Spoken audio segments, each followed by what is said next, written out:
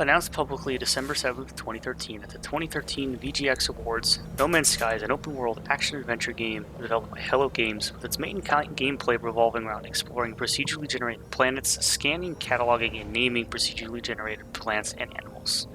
Offering 18 quintillion planets during a time when open-world games were huge and still ever growing, offering gamers a chance to explore a near-limitless universe was a fascinating promise. But during its development, Hello Games hit a few roadblocks that delayed the game's initial release. Originally set to release in June of 2016, the game was pushed back 2 months and released worldwide in August of the same year.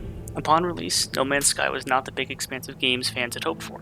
While selling extremely well and breaking several records, fans quickly realized many features that they were hoping for and that were touted during interviews with Hello Games founder Sean Murray were just flat out missing. Due to this, and Hello Games' apparent lack of communication, fans quickly took to Steam and Sony customer service to get their copies of their games refunded. After No Man's Sky's release, Hello Games went silent, but they didn't just up and quit. They had gone silent to begin repairing and updating the game that they had poured their hearts and souls into. They broke that silence in November to announce the Foundation update, an update to the game that would add support for base building. Following the Foundation update, No Man's Sky received several extremely content-filled updates over the next year and a half, including the Pathfinder and Atlas Rises updates. Following these two updates, the game's next update, coincidentally named Next, was the game's biggest update, with its flagship feature being fully fledged multiplayer, giving players the long-awaited and overdue feature to let them join each other's games in progress.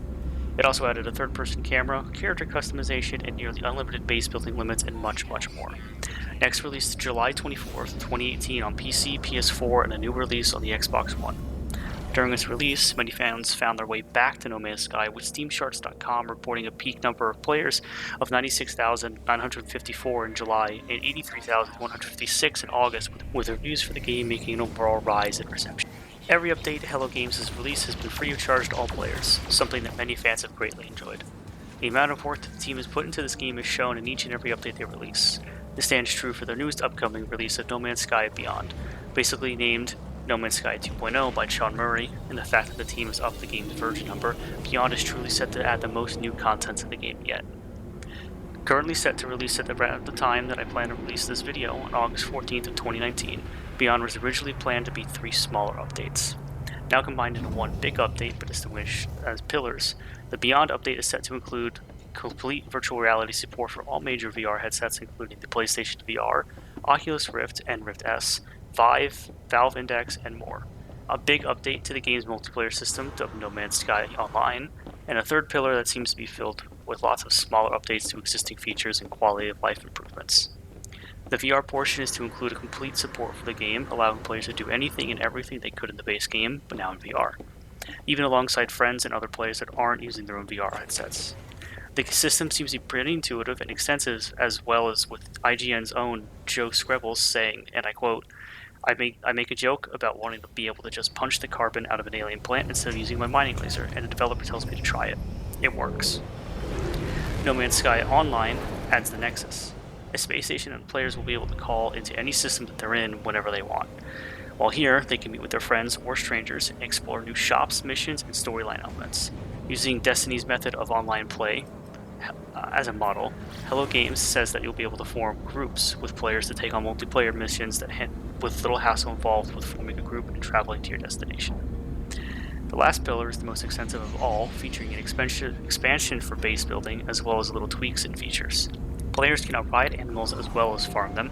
You can also sit in chairs because exploring the universe is tiring, I'm sure, and there are recipes to craft, but they haven't delved any information into that. Base building is now receiving what they call smart structures, allowing for automation of resource harvesting as well as letting users build more complex structures, something akin to Minecraft's Redstone. In an interview with IGN's Joe Screbbles, he states that the dev team was playing a version of Rocket League that he had built on an abandoned moon. All in all, it seems like it's a pretty extensive and potential-filled update.